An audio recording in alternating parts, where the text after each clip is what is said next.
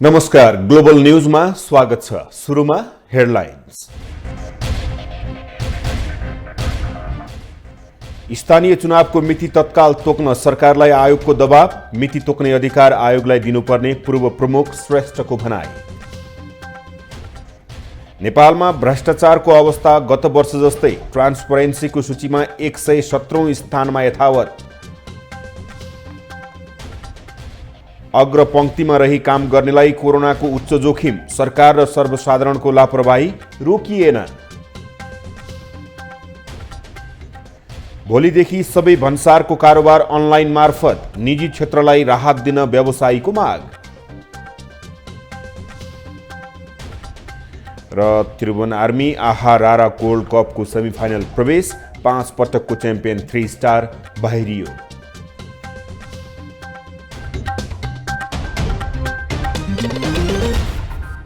Global news अब विस्तारमा। निर्वाचन आयोगले स्थानीय तह निर्वाचनको मिति तत्काल तोक्न सरकारलाई आग्रह गरेको छ। आयोगले आज विज्ञप्ति जारी गरी चुनावको मिति तोक्न सरकारलाई आग्रह गरेको हो।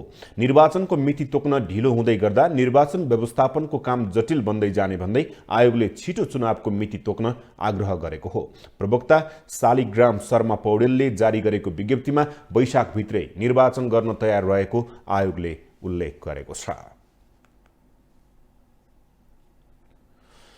सरकारले स्थानीय तहको चुनावको मिति घोषणामा ढिलाइ गरेको भन्दै नेकपा एमाले असन्तुष्टि व्यक्त गर्दै आएको छ। सरकार भने निर्वाचन सम्बन्धी कानूनमा समस्या देखिएको भन्दै कानून संशोधनको तयारीमा जुटेको छ। सत्तारूढ दलका नेताहरूले तीनै तहको चुनाव एकैपटक गर्ने बताइरहेका छन्। तर विज्ञहरूले भने एकैपटक तीनै तहको चुनाव सम्भव नभएको बताएका छन्। निर्वाचन आयोगले आगामी वैशाखमा स्थानीय तहको चुनाव गर्न मिति समेत प्रस्ताव गरेको छ, तर सरकारले चुनावको मिति घोषणा गरेको छैन। एमाले तत्कालै स्थानीय तहको चुनावको मिति घोषणा गर्न सरकारसँग माग गरिरहेको छ।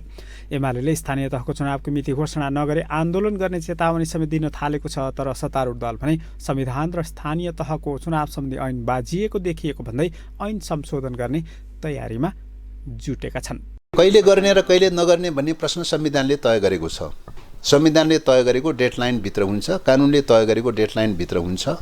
त्यस कारणले गर्दाखेरि पहिले त कानुनहरू चाहिँ तपाईको ऐन चाहिँ विगत कालको चाहिँ स्थानीय तह सम्बन्धी ऐन चाहिँ संविधानसँग बाजिएको अवस्था भए हुनाले ऐन संशोधन गर्नु पर्यो, संविधान अनुरूप ऐन बनाउनु पर्यो हैन। संविधानले के भन्छ भने संविधान नै मूल कानुन हो भनेर भन्छ।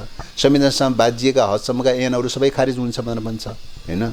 भनेपछि त संविधानसँग बाजिएको प्रावधानहरू त खारिज गर्नु पर्यो नि, संशोधन गर्नु पर्यो नि। सत्तारूढ दलका नेताहरूले तीनै तहको चुनाव एकैपटक गर्ने विषयमा समेत छलफल सुरु गरेका छन्। त्यसबाहेक संघीय निर्वाचन पहिला गरेर स्थानीय तहको चुनाव आगामी वर्षको असोजमा गर्ने विषयमा समेत सत्तारूढ दलभित्र छलफल सुरु भएको छ। तर विज्ञहरूले भने तीनै तहको चुनाव एकैपटक सम्भव नभएको भन्दै चुनावको मिति तोक्ने अधिकार नै निर्वाचन आयोगलाई दिनुपर्ने बताएका छन्। चुनाव गराउने निर्वाचन आयोग हो। निर्वाचन आयोगले यो गर्नलाई अप्ठ्यारो छ। यसको त व्यवस्थापनको हिसाबले, तपाईँको यसको चाहिँ नि कानुनी हिसाबले, अर्को चाहिँ तपाईँको चाहिँ सुरक्षाको हिसाबले होइन, अप्ठ्यारो छ भनेपछि त त्यो कुरा त मान्नु पऱ्यो नि। वास्तवमा मेरो अनुभवले पनि यो असम्भव छैन, गाह्रो छ। गाउँपालिका, नगरपालिका, नगरसभा, नगरपालिका, प्रदेशसभा, अनि सरकार, अनि केन्द्रको सरकार होइन, यस्तो त यो एक अर्कोसँग चाहिँ रिलेटेड छ। त्यसैले सबैलाई घालाङघुलुङ गरेर एकैचोटि गरेर अब कस्तो निकाल्ने, उनीहरूको आफ्नो आफ्नो नारा छ।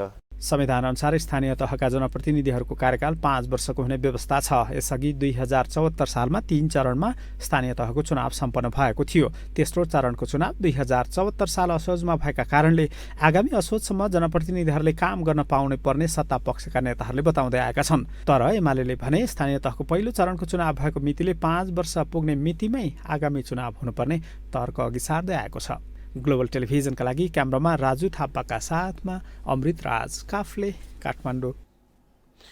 यता निर्वाचन आयोगले राष्ट्रिय सभा निर्वाचनका लागि सबै तयारी पूरा भएको जनाएको छ। बुधबार हुने मतदानका लागि 7वटै प्रदेशमा रहेका मतदान केन्द्रमा आवश्यक सबै तयारी पूरा भएको निर्वाचन आयोगले जनाएको छ।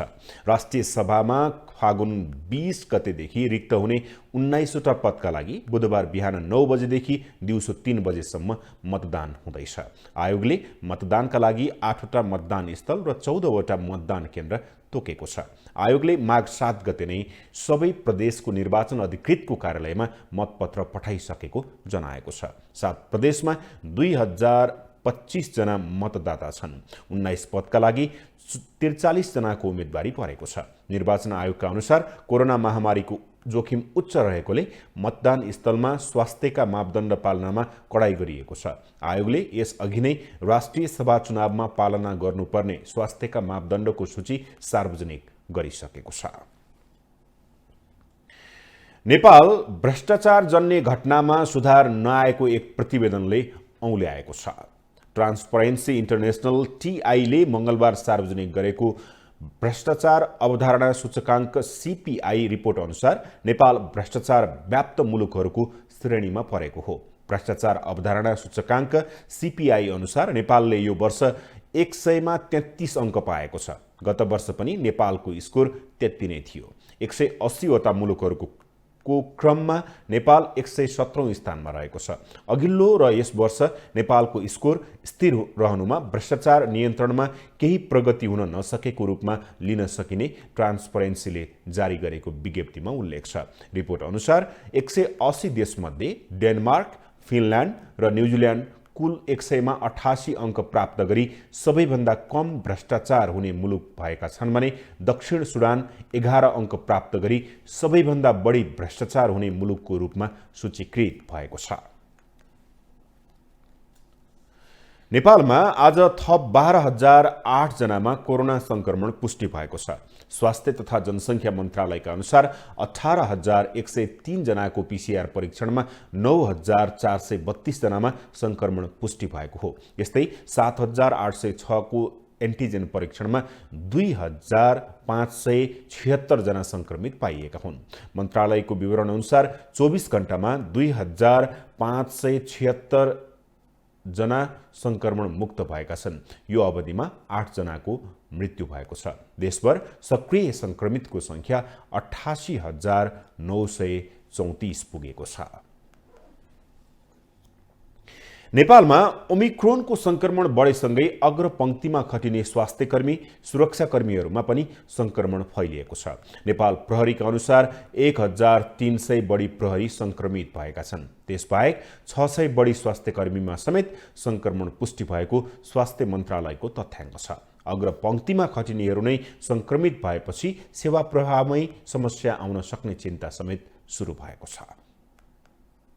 कोरोनाको तेस्रो लहरमा राजनीतिक दलका शीर्ष नेताहरू समेत संक्रमित बने। एमाले अध्यक्ष केपी शर्मा ओली अहिले पनि संक्रमित नै छन्। माओवादी केन्द्रका अध्यक्ष प्रचण्ड भने संक्रमण मुक्त भएका छन्। प्रधानमन्त्री शेरबहादुर देउवा भने कन्ट्याक्ट ट्रेसिङमा परे, तर उनमा भने कोरोना देखिएन। यसअघि कोरोनाको पहिलो र दोस्रो लहरका बेला कोरोनाबाट जोगिएका नेताहरू तेस्रो लहरमा भने संक्रमित बनेका हुन्। नेताहरू मात्रै होइन, अग्रपंक्तिमा खटिने सुरक्षाकर्मी, स्वास्थ्यकर्मी समेत अहिलेको लहरमा संक्रमित बनेका छन्। सुरक्षाका लागि सबैभन्दा अग्रपंक्तिमा हुने नेपाल प्रहरीका झन्डै 1,300 बढी कर्मचारीहरू समेत संक्रमित बनेका छन्। प्रहरीको तथ्याङ्क अनुसार 80 जना प्रहरी कर्मचारी अहिले पनि अस्पतालमा उपचाररत छन्। 21,000 बढीले भने कोरोना विरुद्धको बुस्टर डोज खोप लगाइसकेका छन्। अहिले नेपाल प्रहरीमा अहिलेको आजको डाटाले 1314 जना प्रहरी कर्मचारीहरू चाहिँ संक्रमित हुनुहुन्छ। क्रिटिकल कन्डिसन छैन। अहिले नेपाल प्रहरी अस्पतालमा 117 जना प्रहरी कर्मचारीहरू चाहिँ उपचारार्थ हुनुहुन्छ। त्यसमध्येमा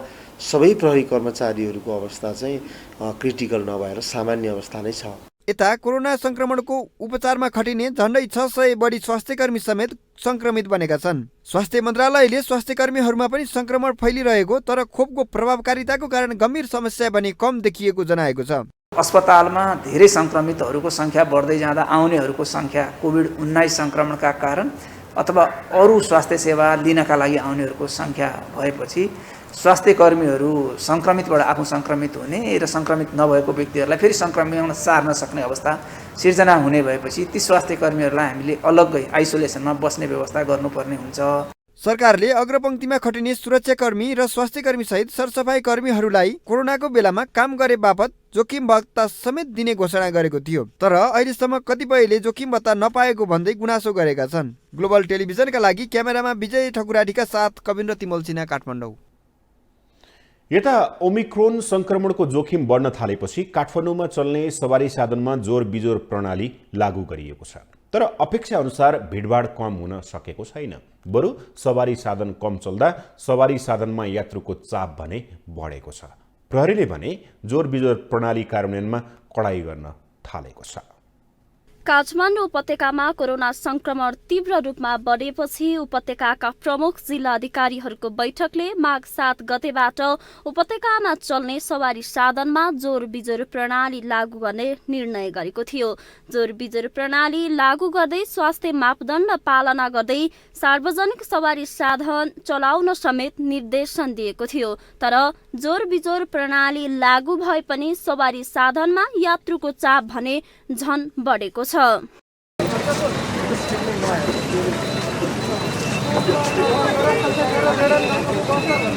सर्वसाधारण भने कोरोनाको नयाँ भेरिएन्ट ओमिक्रोनको उच्च संक्रमण फैलिरहेको अवस्थामा संक्रमण न्यूनीकरण गर्न जोर बिजोर प्रणाली निर्विकल्प नभएको बताउँछन्।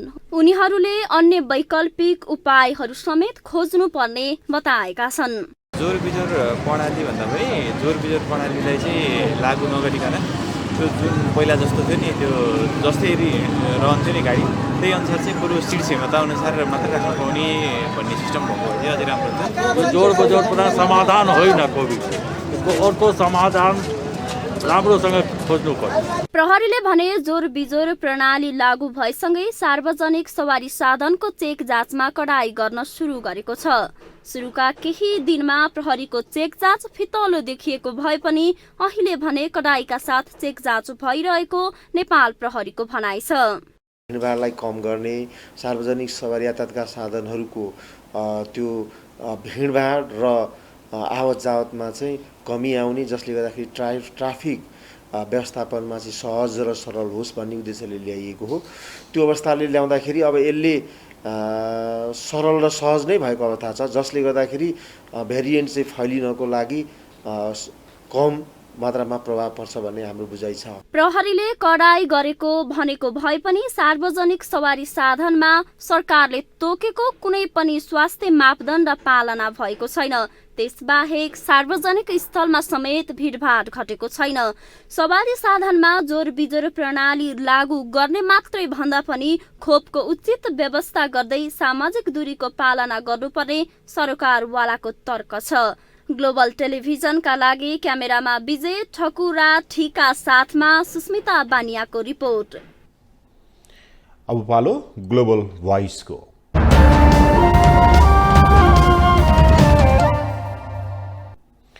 कोरोना संक्रमणको हटस्पट बनेपछि काठमाडौँ उपत्यकामा सरकारले स्मार्ट लकडाउन लागू गरेको छ। यसै सन्दर्भमा ग्लोबल भोइसमा आज हामीले सर्वसाधारणलाई सोधेका छौँ, यातायातमा जोर बिजोर प्रणालीले जोखिम कम गर्ला त? यो व्यवस्थामा के कम हुँदैन, जोर बिजोर मान्छेलाई एकदम यो भइरहेछ, अर्थव्यवस्था एकदम ठप भइरहेछ। सबैजना एकदम आयत्रायक सामान्य वर्ग, गरिब वर्गको मान्छे एकदम खानको लागि तर्सिरहेछ। यो जोर बजोर पुरा समाधान होइन, कोभिडको अर्को समाधान राम्रोसँग खोज्नु पर्छ। कम गर्ला जस्तो लाग्दैन मलाई, कम हुन्न। यो मान्छेहरू हिँडिरहेछन्, यात्रा भइरहेछ, सबै घोलमेल भइरहेछ, कसरी कम हुन्छ? यो नेपाल सरकारले यो अहिले जोर बिजोर गरेको छ। यो जोर बिजोरले चाहिँ कोरोना सङ्क्रमण चाहिँ कम चाहिँ हुँदैन, किनभने कोरोनालाई ठ्याम्पै हामीले चाहिँ निर्मूल पार्नुको लागि चाहिँ सबैले चाहिँ घरमै होम क्वारेन्टाइन जस्तो चाहिँ बस्नु चाहिँ पर्छ, किनभने विकसित राष्ट्रमा चाहिँ यो यसरी हुँदैन। जोर बिजोर प्रणाली भन्दा पनि जोर बिजोर प्रणालीलाई चाहिँ लागू नगरिकन त्यो जुन पहिला जस्तो थियो नि, त्यो जस्तै रहन्थ्यो नि गाडी, त्यही अनुसार चाहिँ बरु सिट क्षमता अनुसार मात्र राख्न पाउने भन्ने सिस्टम भएको चाहिँ अझै राम्रो हुन्छ। जोर बिजोर भए पनि झन् प्याक भएर चाहिँ झन् सङ्क्रमण बढ्छ जस्तो लाग्छ मलाई चाहिँ। यो जोड बिजोर प्रक्रियाले चाहिँ अब कोरोना चाहिँ हुन्छ लागि म त रोकथाम गर्ला अथवा हटाउला भन्ने त मलाई लाग्दैन होइन। विशेष गरी यसमा चाहिँ हामी व्यक्तिगत स्वयंले चाहिँ अवेरनेस हुन्छ नि, आफै अवेर हुन चाहिँ जरुरी छ जस्तो मलाई लाग्छ होइन। कोरोना नियन्त्रण गर्नको लागि अब हाम्रो विचारमा त लाग्छ लकडाउन नै गर्नुपर्ने छ जस्तो लाग्छ मेरो विचारमा। लकडाउन गरे हुनसक्छ। अब यति जोरबुजोरले त उत्तिकै भिडभाड छ। अब यसरी त कहाँ केही नि भिडभाड कम भएको छैन। कम चाहिँ एकदम हुँदैन, मलाई चाहिँ त्यस्तो कम हुन्छ भन्ने मलाई त्यस्तो लाग्दैन। किनभने जति गाडी धेरै भयो त्यति मान्छे अब कम हुन्छ। अब गाडी कम भयो भने त मान्छे अब चढ्नै पर्यो, मान्छेलाई गन्तव्यमा पुग्नै पर्यो। शिक्षा, विज्ञान तथा प्रविधि मन्त्री देवेन्द्र पौडेलले त्रिभुवन विश्वविद्यालयको परीक्षाफल प्रकाशनमा ढिलाइ हुने गरेको भन्दै असन्तुष्टि जनाउनु भएको छ। आज त्रिभुवन विश्वविद्यालयको परीक्षा नियन्त्रण कार्यालय अनुगमन गर्दै मन्त्री पौडेलले जनशक्तिकै अभाव देखाएर नतिजा प्रकाशनमा ढिलाइ नगर्न निर्देशन दिनुभएको हो। मन्त्री पौडेलले आफूले परीक्षा नियन्त्रण कार्यालयको प्रणालीमा व्यापक सुधार गर्न चाहेको बताउनु भयो। अब जेसुकै तर्क गरे पनि रिजल्ट ढिलो भएको कुरा प्रमाणित छ। कोसिस गरेको कुरा त यहाँ हामीले काम गर्ने जनशक्ति कम भएको हुँदाखेरि काम गरेको यहाँका कर्मचारीहरूले राख्नुभएको छ। तर सेवाग्राहीले समयमा सेवा प्राप्त गरेन रिजल्ट ढिलो भएर। त्यसकारणले जे स्थिति छ मौजुदा अवस्थाबाट रिजल्ट छिटो निकाल्ने फास्ट ट्र्याकको तरिका अपनाउनुहोस् भनिएको छ। यसलाई सुधार्ने प्रसङ्गमा अर्को प्रणाली अपनाउला। तर अहिले नै भएको चाहिँ जनशक्तिबाट छिटोभन्दा छिटो रिजल्ट निकाल्ने प्रक्रिया अगाडि बढाउनुहोस् हामीले भनेका छौँ। परीक्षा नियन्त्रक पुष्पराज जोशीले जनशक्ति अभावका कारण नतिजा प्रकाशनमा ढिलाइ भएको जवाफ दिनुभयो। उहाँले विश्वविद्यालय अन्तर्गतको क्याम्पसमा विद्यार्थीको संख्या बढी भएकोले समस्या आएको बताउनु भयो। ढिलो भएको छ, अवश्य पनि हामीले तोकेको समयमा भएको छैन। यसमा गत वर्षदेखि नै स्थगित परीक्षा र नतिजा निकाल्ने काम सँगसँगै भएको हुनाले त्यो थुप्रिँदै जाँदाखेरि एउटै सेटले चाहिँ सबै काम गर्नुपर्ने हुनाले एउटा काम नसकिकन अरू काम सुरु गर्न नसक्ने अवस्था भएको हुनाले सीमित कर्मचारीबाट यो काम गर्नुपर्ने अवस्था छ। मन्त्री पौडेलले परीक्षा नियन्त्रण कार्यालयका सबै शाखाको अनुगमन गरी त्यहाँका कर्मचारीको गुनासो सुन्नु भएको थियो। उहाँले विश्वविद्यालयको समग्र पुनर्संरचना गरेर अघि बढ्नुपर्ने बताउनु भयो। गृहमन्त्री बालकृष्ण खाँडले भिजिट भिसाको दुरुपयोग नगर्न नेपाली नागरिकलाई आग्रह गर्नुभएको छ। गृहमन्त्री खाँडले मंगलबार वैदेशिक रोजगारसँग सम्बन्धित मन्त्रालय र निकायसँग छलफल गर्दै यस्तो बताउनु भएको हो। उहाँले भिजिट भिसा दुरुपयोग गरेर पनि नेपाली नागरिकहरूले तेस्रो मुलुकमा पीडा भोग्नु परेको बताउनु भयो। उहाँले भिजिट भिसामा गएर त्यसको दुरुपयोग गर्नेहरूमाथि कडा निगरानी राख्न पनि मातहतका निकायलाई निर्देशन दिनुभएको छ। अन्य प्रयोजनमा कसैले पनि यसलाई दुरुपयोग नगरोस्, त्यहाँपछि नै हाम्रो सुरक्षा हो। त्यसपछि एयरपोर्टमा भएको यात्रुको चाहिने साथदेखि लिएर मालसेवाको प्रचार प्रसारमा पनि भएका व्यक्तिहरूलाई व्यवस्थापन गर्ने र सम्बोधन गर्ने हो। बैठकमा श्रम, रोजगार तथा सामाजिक सुरक्षा मन्त्री कृष्ण कुमार श्रेष्ठले वैदेशिक रोजगारमा गएका नेपालीमाथि बिचौलियाले ठगी गरेको बताउनु भयो। उहाँले कारबाहीका लागि अनुसन्धान गर्न छुट्टै प्रहरी युनिट परिचालन गर्ने व्यवस्था गर्न गृहमन्त्रीसँग आग्रह गर्नुभयो। यो एउटा डिएसपीको कमान्डमा वैदेशिक रोजगार प्रहरी युनिट या केही समथिङ जस्तो टुरिस्ट प्रहरी भने जस्तै होइन, यो एउटा चाहिने युनिट चाहिँ मलाई असाध्यै जरुरी परेको छ। त्यो अनुसार यो असाध्यै देशभित्र र बाहिर एकदमै ठगीको घटना त अब कति हजुरहरू सबैले सुन्नु भएकै छ। श्रम मन्त्री श्रेष्ठले श्रम मन्त्रालय एक्लैको प्रयासबाट मात्रै विदेशमा पीडा भोगिरहेका नेपालीको समस्या समाधान गर्ने अवस्था नरहेको दोहोर्याउनु भयो। अब पालो ग्लोबल सञ्जालको।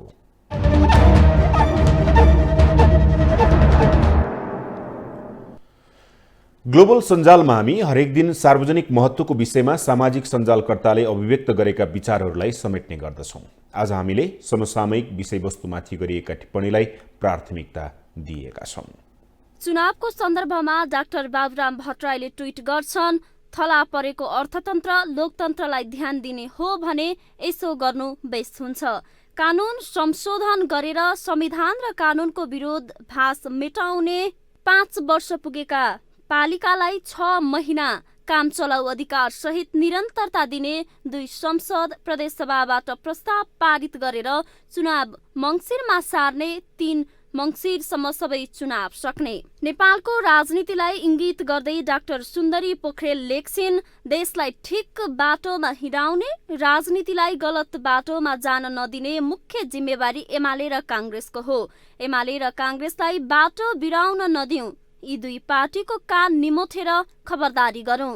अहिले चाहिँ काङ्ग्रेस र देउबाको कान निमोठौं। हिन्दू राष्ट्रको प्रसङ्गमा राप्रपा पूर्व अध्यक्ष कमल थापा लेख्छन्, नेपाल हिन्दू राष्ट्र हुनुपर्छ भन्नेमा केवल संविधानमा 2 शब्द लेखाउने, धर्मको नाममा राज्य सञ्चालन गर्ने वा पूजा आराधना र कमाण्डक अधिकार सुनिश्चित गर्ने विषय होइन। हिन्दू राष्ट्र नेपाली पहिचान, राष्ट्रिय एकताको आधार तथा हाम्रो परिवार, समाज र राज्य व्यवस्थाको मेरुदण्ड हो। खोपकार्डको अनिवार्य गर्नुको कारण के हो भन्दै दुर्गा कार्की लेख्छिन्, जुन देशमा खोपका लागि मान्छे काम धन्दा छोडेर घचेड लाइन बस्छन्, त्यो देशमा सार्वजनिक सेवा प्रयोग गर्न खोप कार्ड अनिवार्य गर्नुको कारण के? न नयाँ कार्ड कोरोना मुक्तिको प्रमाणपत्र, न त यो असल नागरिकको परिचय, न यो देखाएर सार्वजनिक सेवामा छुट पाउनु, न त यसले हिर्काएर कोरोना मार्नु। बजारमा नक्कली खोपकार्डको बिगबिगी बारे माइक्रोबायोलोजिस्ट डाक्टर लुना भट्ट लेख्छिन्, नक्कली खोप कार्ड बनाइराखेको देखियो, बाटोको चिया पसलमा बसेर यो खोप कार्डको जात्रा बन्द गरे भो। अब बिजनेस न्यूज।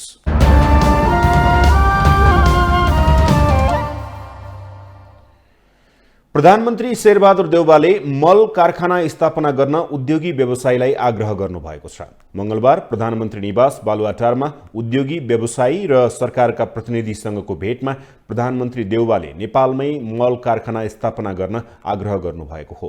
उहाँले उद्योगी व्यवसायीहरूले मल कारखाना स्थापना गरेमा सरकार सहयोग गर्न तयार रहेको पनि बताउनुभयो। कतिपय सरकारका प्रायोरिटिजहरू हुन्छन्, जस्तो अहिले कुरा आएको छ फर्टिलाइजर प्रायोरिटी बसिरहेको छ, पाइले छैन यहाँ त्यो उद्योग खोल्नु जस्तो भयो। त्यस्तो फर्टिलाइजर भन्ने जस्तो कति कुराहरू अति आवश्यक कुराहरूमा पनि सहयोग गर्नुपर्ने, उद्योग खोल्नुपर्ने कुराहरू छ। त्यसै कारण चाहिँ तपाईँहरूलाई जे सहयोग दिन हामी तयार छौँ। प्रधानमन्त्री देउवाले अफगानिस्तानमा खाद्यान्न सङ्कटको बेला मानवीय सहयोग गर्नु सरकारको दायित्व भएको भन्दै अफगानी नागरिकलाई सहयोग गरेकोमा धन्यवाद ज्ञापन गर्नुभयो। उहाँले अहिले देश कोरोना भाइरसबाट आक्रान्त बनेको भन्दै सबैले स्वास्थ्यका मापदण्ड पूर्ण पालना गरेर कोरोनालाई परास्त गर्नुपर्ने बताउनुभयो। यता भोलिदेखि देशभरका भन्सार कार्यालयमा अनलाइन मार्फत कारोबार हुने भएको छ। काठमाडौँमा आज आयोजित कार्यक्रममा भन्सार विभागका महानिर्देशक नारायण प्रसाद सापकोटाले सरकारले विदेशबाट वस्तु आयात गर्दा हुने सबै झन्झट हटाएर सबै भन्सार कार्यालयमा पूर्ण रूपमा अनलाइन प्रणाली लागू गर्न लागेको बताउनुभयो। उहाँले भन्सारमा अनलाइन प्रणाली लागू भएसँगै भन्सारमा व्यवसायीले भोग्दै आएको झन्झट हट्ने दावी गर्नुभयो।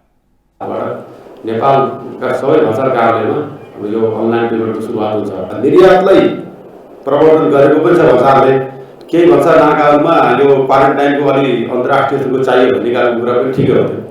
ठुल्ठुलो निर्यात हुने भन्सार कार्यालयहरू जरुरी छ, किनभने त्यो नभएसम्म हाम्रो निर्यात प्रवर्धन पनि प्रभावकारी भएको छैन।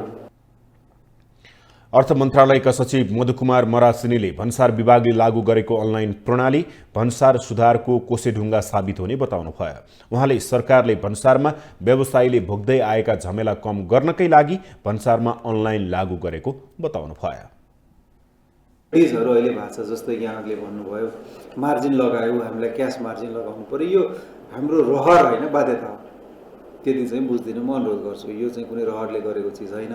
त्यो फुल्ली अवेर के छौँ भने यो लगाउँदाखेरि इम्पोर्ट घट्छ एक खालले, अब एकदमै सर्च भयो, धेरै भयो, व्यापार घाटा धेरै भयो भन्नलाई त्यसले न्यूनीकरण गर्नलाई एउटा पार्टलाई चाहिँ त्यसले सेटिस्फाई त गराउँछ। त अर्को चाहिँ तपाईँले भने जस्तै रेभेन्यू पनि घट्यो भने त फेरि दोहोरो लसमा परिहाल्यो नि त। यता नेपाल चेम्बर अफ कमर्सका अध्यक्ष राजेन्द्र मल्लले सरकारले भन्सारलाई डिजिटल कारोबारको साथै व्यापार सहजीकरण गर्नुपर्ने बताउनुभयो। आयातका लागि एलसी खोल्नको लागि 100% मार्जिन राख्नुपर्ने व्यवस्थाले 3 महिनापछि राजस्वमा प्रभाव पार्ने उहाँको भनाइ छ।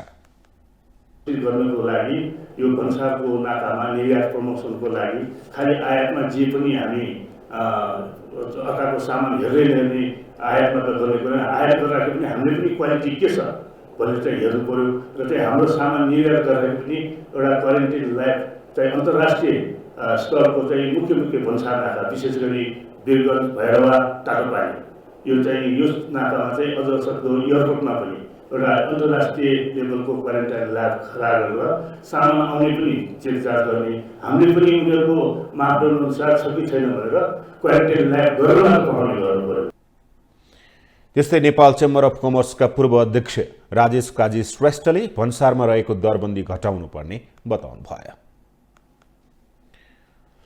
शेयर बजार परिसूचक नेप्से लगातार तेस्रो दिन मंगलबार पनि घटेको छ। मंगलबार नेप्से 5.92 अंकले घटेर 2814.74 बिन्दुमा झरेको छ।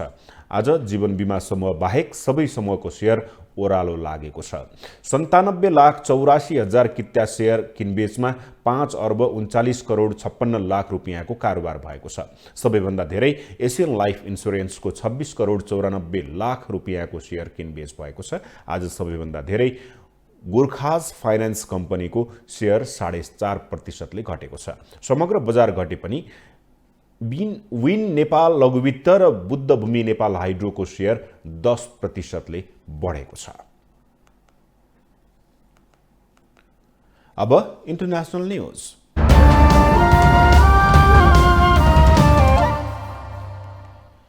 उत्तर कोरियाले पूर्वी सागरमा क्रुज मिसाइल मानिने 2 क्षेप्यास्त्र प्रहार गरेको छ। दक्षिण कोरियाली सेनाले मंगलबार बिहान उत्तर कोरियाबाट पूर्वी जल क्षेत्रमा प्रक्षेपण गरिएका 2वटा अज्ञात क्षेप्यास्त्र पत्ता लगाएको स्रोतले जनाएको छ। क्रुज मिसाइलहरूको प्रक्षेपण संयुक्त राष्ट्रसङ्घ सुरक्षा परिषदको प्रस्तावहरूको उल्लङ्घन भने नभएको बताइएको छ। यस महिनाको सुरुमा उत्तर कोरियाले जनवरी 5 र 11 मा हाइपरसोनिक मिसाइल, जनवरी 14 मा 2 रेलवे छोटो दूरीको ब्यालिस्टिक मिसाइल र जनवरी 17 मा 2वटा रणनीतिक निर्देशित मिसाइल सहित 4वटा मिसाइल परीक्षणहरू गरिसकेको छ। रुसले युक्रेनमा आक्रमण गर्न सक्ने आकलन गर्दै अमेरिकाले आफ्ना सेनालाई हाई अलर्टमा राखेको छ।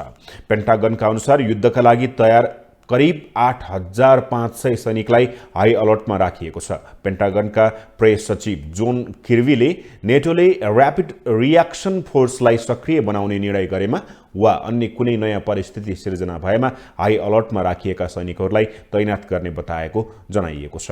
रुसले युक्रेनमा आक्रमण नगर्ने दाबी गर्दै आए पनि सीमा क्षेत्रमा करिब 1 लाख रुसी सैनिक अत्याधुनिक हतियारसहित तैनात गरिएको छ। युक्रेनमा कुनै पनि बेला रुसले आक्रमण गर्न सक्ने विश्लेषण गर्दै अमेरिकाले उच्च सतर्कता अपनाएको हो। अब स्पोर्ट्स न्यूज।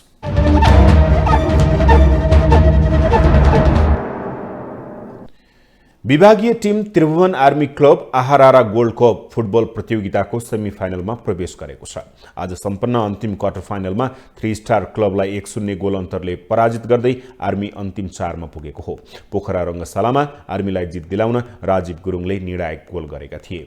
निकै प्रतिस्पर्धात्मक खेलको 70औं मिनेटमा राजीवले गोल गरेका हुन्। 3 स्टारका डिफेन्डरको गल्तीमा जर्ज प्रिन्स कार्कीको पासमा उनले गोल गरेका हुन्। अब फाइनलमा आर्मीले मनाङ मर्साङ्दी क्लबसँग प्रतिस्पर्धा गर्नेछ।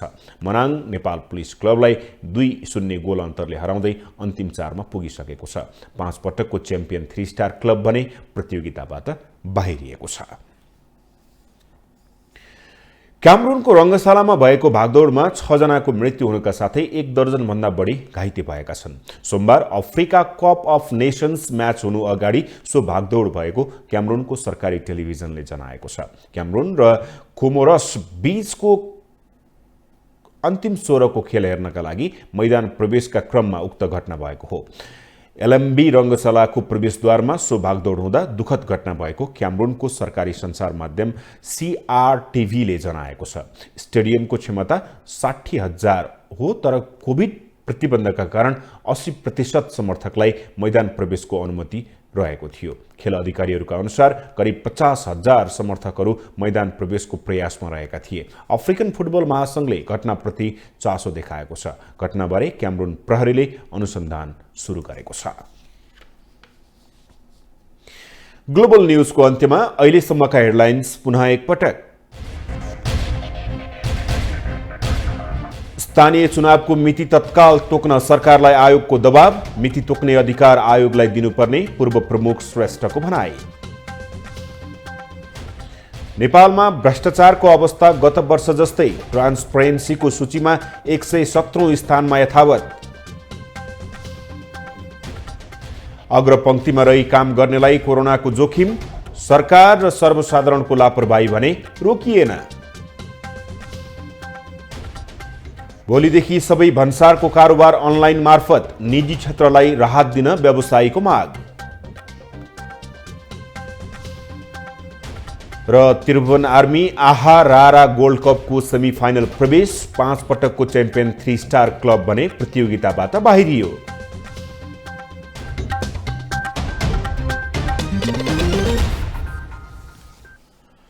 हवस् त अहिलेलाई ग्लोबल न्यूज यति नै। ग्लोबल टेलिभिजन तपाईँ फेसबुक तथा युट्युबमा पनि प्रत्यक्ष हेर्न सक्नुहुनेछ। ग्लोबल टेलिभिजन हेर्दै गर्नुहोला। नमस्ते।